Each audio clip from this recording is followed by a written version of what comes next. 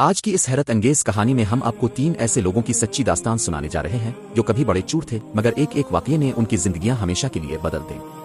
ایک بوڑھی ماں کے صندوق، ایک دفن شدہ سانپ اور 3 معصوم قبروں نے ان کے دلوں میں ایسا خوف اور احساس جگایا کہ انہوں نے گناہوں کی زندگی چھوڑ دی۔ آخر وہ کون سے واقعات تھے جنہوں نے ان سخت دل انسانوں کو سچا اور محنتی بنا دیا؟ آئیے اس سبق آموز کہانی کو شروع کرتے ہیں۔ بہت پہلے کی بات ہے، ایک گاؤں میں 3 آدمی رہتے تھے جنہیں سب لوگ سلطان، عدنان اور رضوان کے نام سے جانتے تھے۔ پورا گاؤں انہیں 3 بھائی سمجھتا تھا کیونکہ وہ ہمیشہ ایک ساتھ رہتے، ایک ساتھ کام کرتے اور ایک دوسرے کے بغیر کہیں نظر نہیں آتے تھے۔ حقیقت یہ تھی کہ وہ سگے بھائی نہیں تھے بلکہ قسمت کے مارے ہوئے مسافر تھے جو زندگی کے مختلف راستوں سے گزر کر ایک ہی جگہ آ ملے تھے۔ وہ تینوں گاؤں کے ایک زمیندار کے کھیتوں میں مزدوری کرتے تھے۔ دن بھر سخت دھوپ میں کام کرتے، فصلوں کی دیکھ بھال کرتے اور رات کو کھیتوں کے بیچ بنی اپنی چھوٹی سی جھونپڑیوں میں واپس آ جاتے تھے۔ ان کے پاس نہ اپنا کوئی گھر تھا اور نہ ہی کوئی خاندان، اسی لیے انہوں نے کھیتوں کے بیچ ہی 3 جھونپڑیاں بنا لی تھی اور وہی ان کی دنیا بن گئی تھی۔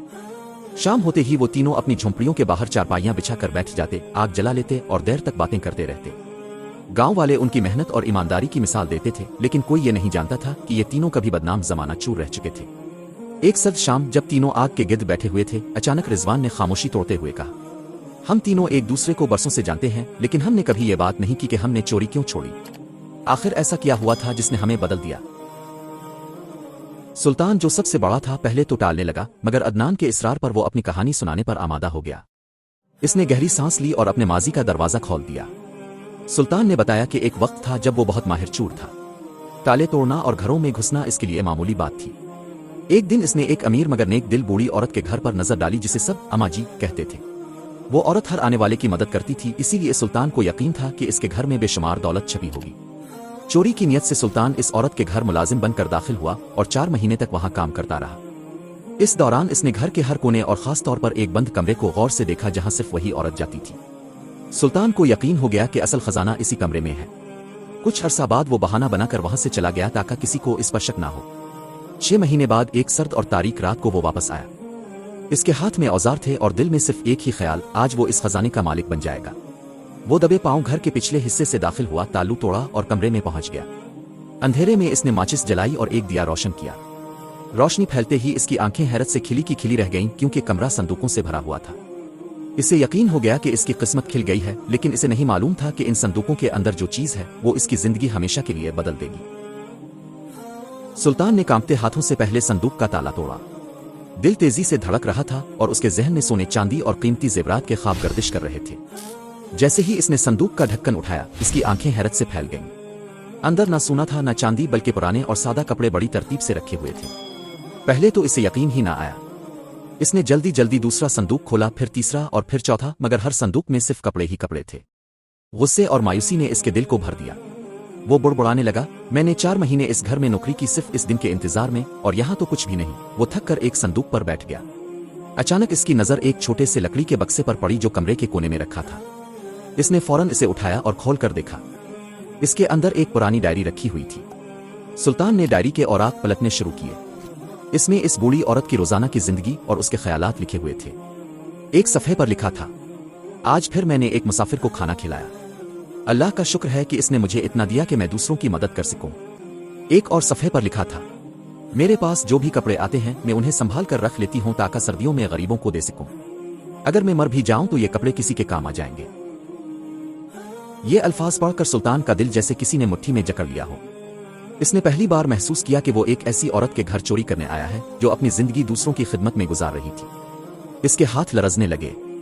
اس نے چاروں طرف دیکھا، وہی صندوق جو اسے خزانے لگ رہے تھے دراصل کسی کی بھلائی کے لیے جمع کیے گئے کپڑے تھے۔ اچانک اسے یوں لگا جیسے کوئی اسے دیکھ رہا ہو۔ اس نے گھبرا کر پیچھے موڑ کر دیکھا مگر وہاں کوئی نہیں تھا۔ پھر بھی اس کا دل زور زور سے دھڑکنے لگا۔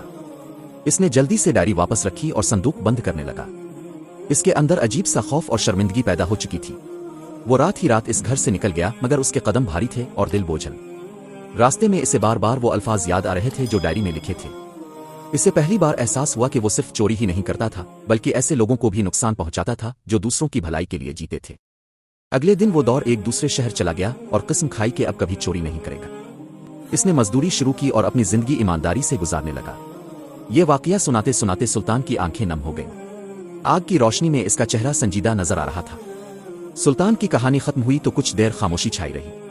پھر عدنان نے آہستہ سے کہا، میری کہانی بھی کچھ ایسی ہی ہے، مگر اس میں ایک ایسا واقعہ ہے جس نے مجھے موت کے خوف سے آشنا کر دیا تھا۔ سلطان اور رضوان دونوں نے حیرانی سے اس کی طرف دیکھا۔ رات مزید گہری ہو چکی تھی، آسمان پر ستارے چمک رہے تھے اور آگ کی لپٹیں ان کے چہروں پر عجیب سائے بنا رہی تھیں۔ عدنان نے گہری سانس لی اور اپنے ماضی کا دروازہ کھولنے لگا، ایک ایسا ماضی جو اس کے دل میں آج تک خوف بن کر زندہ تھا۔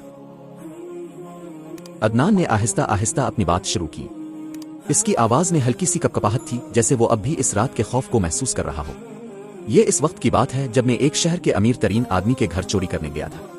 میں نے کئی دن اس کے گھر کی نگرانی کی تھی اور مجھے یقین تھا کہ اس کے گھر میں بہت سا خزانہ چھپا ہوا ہے۔ ایک رات میں دیوار پھلانگ کر اندر داخل ہوا اور خاموشی سے ایک کمرے کی طرف بڑھنے لگا۔ گھر میں ہر طرف خاموشی تھی، صرف گھڑی کی ٹک ٹک سنائی دے رہی تھی۔ عدنان نے ایک کمرے کا دروازہ آہستہ سے کھولا۔ کمرہ اندھیرا تھا، مگر اسے کونے میں ایک بڑا سا صندوق نظر آیا۔ وہ خوشی سے مسکرایا اور فوراً اس کی طرف بڑھا۔ جیسے ہی اس نے صندوق کا ڈھکن اٹھایا، اچانک اس کے سامنے سے ایک لمبا سیاہ سانپ تیزی سے نکلا اور اس کی طرف پھنکارنے لگا۔ عدنان خوف کے مارے پیچھے گر گیا۔ سانپ اس کے بالکل قریب سے گزرا اور کمرے کے دوسرے کونے میں جا کر غائب ہو گیا۔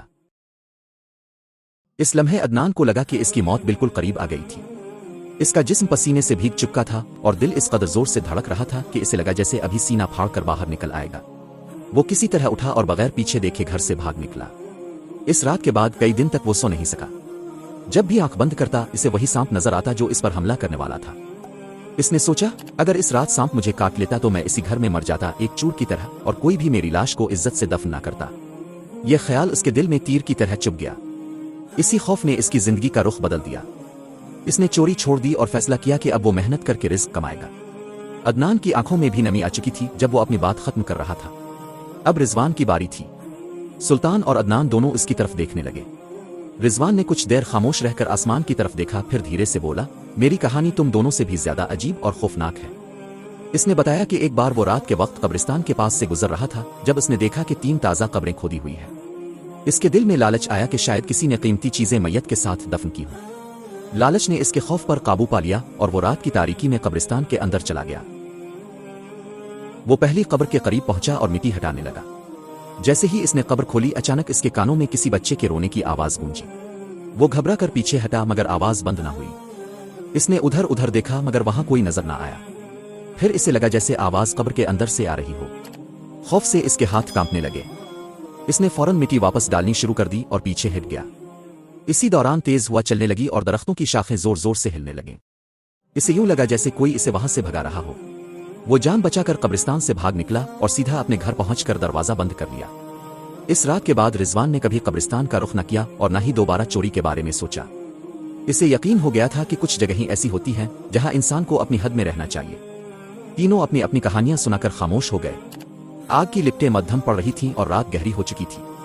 سلطان نے آہستہ سے کہا، شاید اللہ نے ہمیں ان واقعات کے ذریعے سنبھلنے کا موقع دیا تھا۔ عدنان نے سر ہلایا اور رضوان نے آسمان کی طرف دیکھتے ہوئے کہا، اگر ہم نہ بدلتے تو شاید آج ہم زندہ بھی نہ ہوتے یا کسی جیل میں سڑ رہے ہوتے۔ اس رات کے بعد تینوں نے ہمیشہ کے لیے ایمانداری کی زندگی اختیار کر لی اور گاؤں کے لوگوں کے لیے محنت اور سچائی کی مثال بن گئے۔ ان کی کہانی یہ سکھاتی ہے کہ کبھی کبھی ایک لمحہ، ایک واقعہ یا ایک خوف انسان کی پوری زندگی بدل دیتا ہے، بشرطے کہ وہ اس سے سبق حاصل کر لے۔